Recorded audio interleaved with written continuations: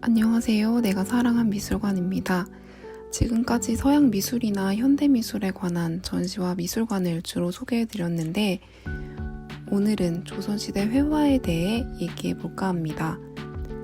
저는 2012년 리움미술관에서 열린 전시 조선화원대전을 통해 조선시대 회화에 관심을 가지게 되었습니다.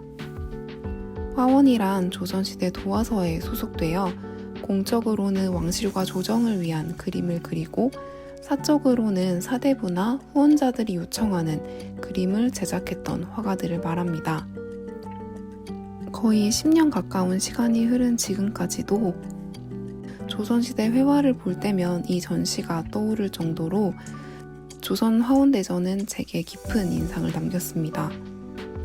그 전까지 서양 미술을 주로 접하며 화려한 색채와 입체적인 표현에 익숙했던 제게 조선시대 화원들의 그림은 완전히 새로운 것이었고 그 그림들을 보며 든 저의 생각이나 감정 또한 그만큼 새로운 것이었기 때문입니다. 이 작품은 19세기 후반 장승업이 그린 유묘도입니다. 그림을 본 순간 그림 속 고양이들이 살아서 그림 밖으로 튀어나올 것만 같은 착각이 들었습니다. 다양한 색을 사용하지 않고 오로지 붓의 속도와 먹의 농담을 조절하는 것만으로 이렇게 살아 움직이는 듯한 그림을 그릴 수 있다는 점이 놀라웠습니다. 그림 앞을 떠나지 못하고 한참을 보다가 다른 전시에서 또 볼 수 있지 않을까 기대를 품고 소장처를 보았는데 소장처가 도쿄 국립박물관이었습니다. 나중에 알고 보니 유묘도는 이 전시를 통해 국내에서는 처음으로 공개된 것이었습니다. 어떤 사연으로 이 그림이 일본에 있게 된 것인지는 모르겠지만 우리가 꼭 되찾아와서 우리나라 미술관에서 유묘도를 다시 볼 수 있으면 좋겠습니다.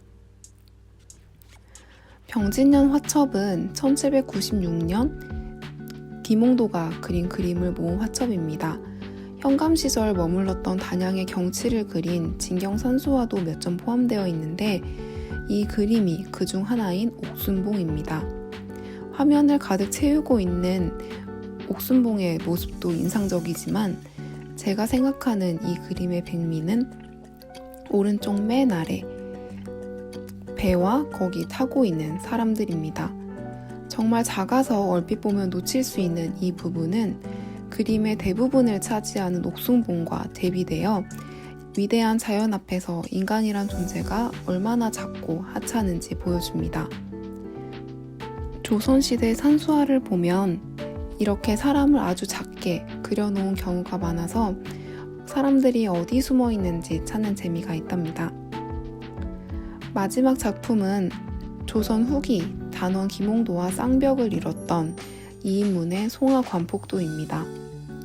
소나무 아래 앉아 폭포를 앞에 두고 두 사람이 이야기를 나누고 있습니다. 두 사람은 뒷모습만 보이고 폭포가 만드는 물줄기 소리에 묻혀 이 둘의 대화는 영영 들리지 않을 것만 같습니다. 이 그림은 저도 그림 속 두 사람처럼 누군가와 나무 밑에 앉아 흘러가는 물을 보며 이런저런 이야기를 하고 싶다는 생각이 들게 했습니다. 그림 속 두 사람의 이야기처럼 폭포와 소나무 그리고 우리들만의 비밀로 남을 그런 이야기를 말입니다. 예전에 저처럼 그동안 서양 미술과 현대 미술에 주로 관심이 있으셨다면 우리의 옛그림에도 관심을 가져보는 건 어떨까요? 국립중앙박물관이나 리움미술관 등의 상설 전시를 추천하고 싶은데 두 미술관 모두 코로나 확산 방지를 위해 현재 임시 휴관 중입니다. 임시 휴관 중인 많은 미술관들이 하루빨리 다시 문을 열 수 있도록 사회적 거리두기 캠페인에 동참해주세요. 코로나가 잠잠해져서 어서 새로운 전시를 볼 수 있는 날이 오면 좋겠습니다. 영상 봐주셔서 감사합니다.